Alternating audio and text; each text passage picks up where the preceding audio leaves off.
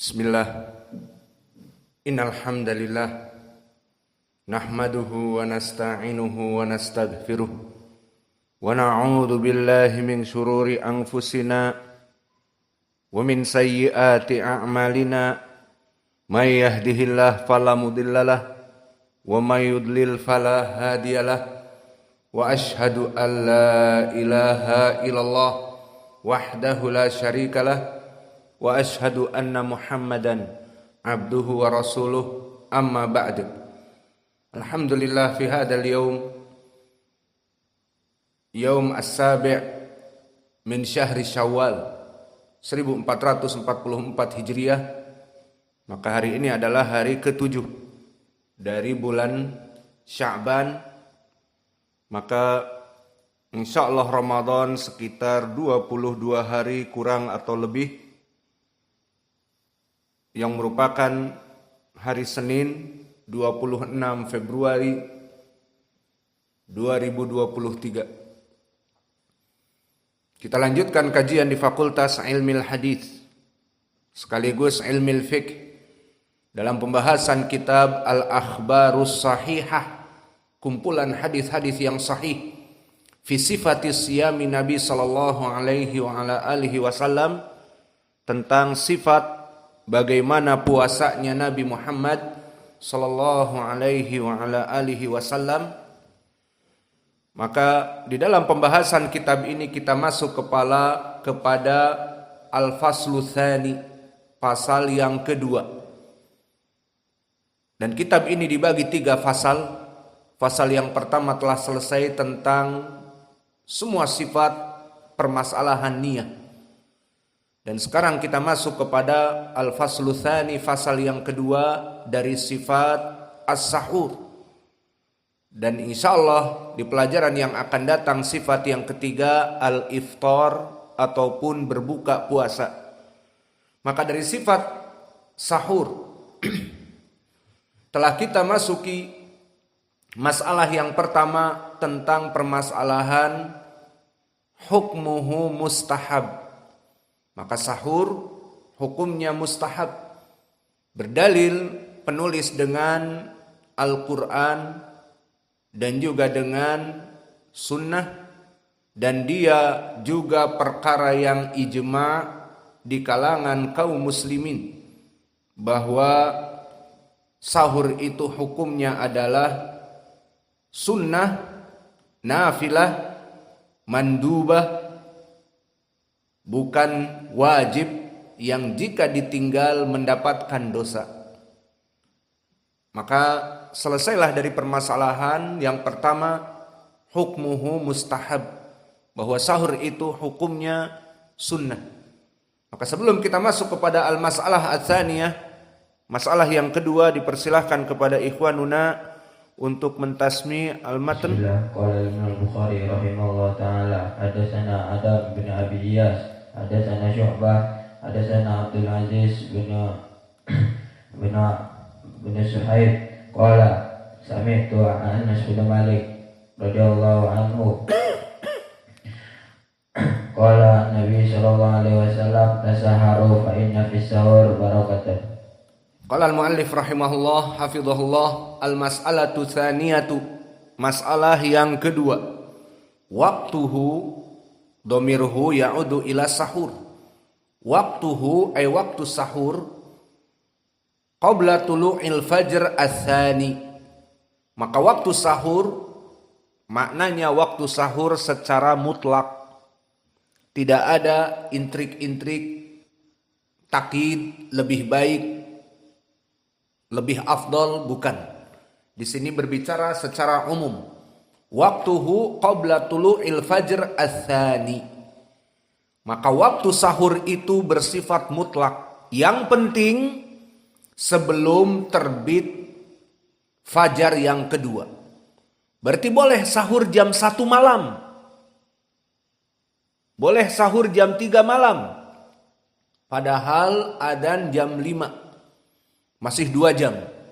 Masuk kepada kemutlakan tadi, waktuhu qabla tulu'il fajr ats-tsani, boleh. Boleh jam 12 malam? Jawabnya menurut kemutlakan waktunya itu sebelum terbit matahari sebelum terbit fajar yang kedua, maka jawabnya boleh. Ini bab atau masalah yang kedua, membicarakan tentang batas akhir dari sahur sebelum tulu'il fajr atsani, sebelum naiknya fajar yang kedua. Ini pembahasan kita. Adapun pembahasan mana yang lebih baik, itu permasalahannya masuk ke masalah yang ketiga. Mana yang lebih baik dari waktu sahur, itu permasalahan yang ketiga. Maka permasalahan yang kedua bersifat umum dan mutlak, bahwa waktu sahur itu sebelum fajar yang kedua menyingsing. Ini makna pembahasan kita secara umum, sehingga jika seseorang sahur jam 1, ya kita katakan boleh. Yang penting sebelum fajar yang kedua menyingsing. Lalu mana pendalilannya? Bahwa sahur itu batas akhir adalah dengan fajar yang kedua yang menyingsing. Pertama, beristidlal penulis dengan Al-Quran dan dengan sunnah dan bahkan dengan al-ijma'. Adapun Al-Quran seperti disebutkan di dalam matan, beristidlal muallif dengan ayat di dalam surat Al-Baqarah, di mana Allah berfirman, A'udzu billahi minasyaitonir rajim min hamzihi wa nafthihi wa nafsihi wa kulu washrabu hatta yatabayyana lakum al-khaytul abyadu minal khaytil aswadi minal fajri. Yang maknanya wa kulu, maka makanlah, makan sahur. Washrabu, dan minumlah dari sahur kalian. Hatta, kalimat hatta di lugatil arabiyah dari segi i'rab dia menasabkan fi'lun mudhari' yang masuk padanya, maka yatabayyana mansub bihatta, mansub dengan hatta. Adapun dari segi ma'ani, dari segi makna lugatil arabiyah, hatta huna yufidul ghayah. Makna yufidul ghayah menjadi batasan akhir. Berarti batasan akhir dari sahur apa? Hatta yatabayyana lakum, sampai jelas kepada kalian. Jelas apa? Al khaytul abyadu minal khaytil aswadi minal fajri. Jelasnya benang putih di atas benang hitam. Mana ada benang putih dan benang hitam di langit, di ufuk cakrawala? Maka ini kiasan dari Allah Jalla wa'ala, menjelaskan bahwa benang putih adalah garis horizontal, yang mana dia terlihat di saat masuknya fajar yang kedua, di kegelapan malam yang pekat, terutama dilihat di gurun atau di laut yang jauh dari panorama keindahan lampu-lampu kota. Maka akan terlihat kegelapan malam yang bagaikan blank, the black blank. Maka dia adalah hitam legam yang merata. Kemudian tersirat di ufuk cakrawala timur garis putih membentang. Maka inilah dikiaskan oleh Al-Quran dengan bahasa yang baik. Al-khaytul abyadu minal khaytil aswadi, horizontal. Benang yang putih dari kegelapan malam, benang yang hitam.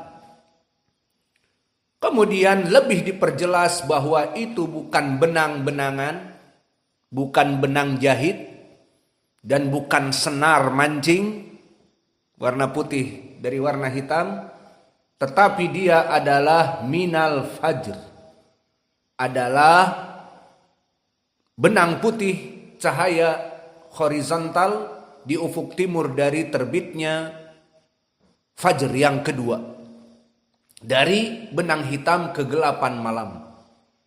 Maka ini pendalilan hatta yatabayyana lakum, maka hatta yufidul ghayah menjadi batasan. Kapan kamu makan dan minum? Wa kulu wasrobu, sampai kapan? Sahur, sampai datangnya al-fajr yang kedua. Kemudian di sini muallif menyebutkan hadis-hadis, dan ini pendalilan dari hadis, dan dia juga adalah dia juga perkara ini diijma'kan oleh para ulama. Maka tidak ada khilaf di kalangan para ulama batasan sahur itu dengan terbitnya fajar yang kedua. Adapun dalil dari al-ijma' bi anna waqtahu qabla tulu'il fajr ats-tsani, dinukilkan banyak ulama tentang ijma' pertama oleh Ibnu Abdul Bar di kitabnya At-Tamhid, dan juga oleh Ibnu Hazm di kitabnya Maratibul Ijma' dan yang lainnya, yang mana mereka menukilkan ijma' kaum muslimin. Lalu jika ijma' kaum muslimin, apakah dia hujjah? Naam.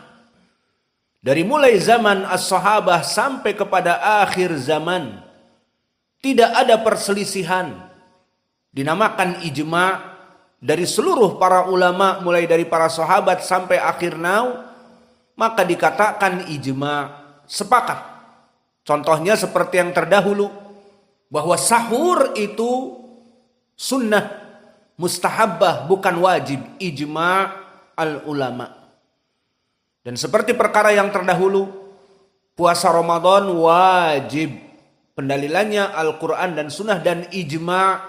Tidak ada yang mengatakan puasa Ramadan sunnah. Tidak ada yang mengatakan puasa Ramadan mubah. Boleh puasa, boleh dibayar. Kita katakan itu dulu. Fidyatun ta'amun miskin, itu dulu. Namun sekarang wajib hukumnya dari Al-Quran dan sunnah dan ijma'. Maka kalau begitu ijma' mempunyai suatu kekhususan di dalam Asy-Syariah Al-Islamiyah, jawabnya na'am. Dia bahkan merupakan dalil setelah Al-Quran dan Sunnah. Maka disebutkan ijma' bahwa zina itu haram. Haram apa tidak zina? Haram. Misalnya apa dalilnya? Lupa dari ayat wala taqrabuz zina. Dan lupa tentang hadis-hadis Al-Ghamidiyah yang dirajam dikarenakan berzina dan yang lainnya, maka kita katakan daliluhu ijma'. Tidak ada dari para ulama di zaman sahabat sampai kepada ulama zaman now yang mengatakan bahwa berhubungan laki-laki dengan perempuan tanpa akad nikah yang syar'i itu halal, seperti pacaran, anak-anak ABG, senior high school, yang pakaiannya putih abu-abu, membonceng girlfriend, membonceng perempuan dari teman sekelasnya atau adik kelasnya, hanya sekedar pacaran katanya. Atau istilah syaitonnya ta'aruf. Ta'aruf namun kebablasan. Karena dibonceng terus dan jalannya tidak rata, akhirnya bagaimana kalau jalannya tidak rata? Perempuan yang di belakang terbang-terbang. Akhirnya tidak sabar, kebablasan. Jadilah bunting duluan. Maka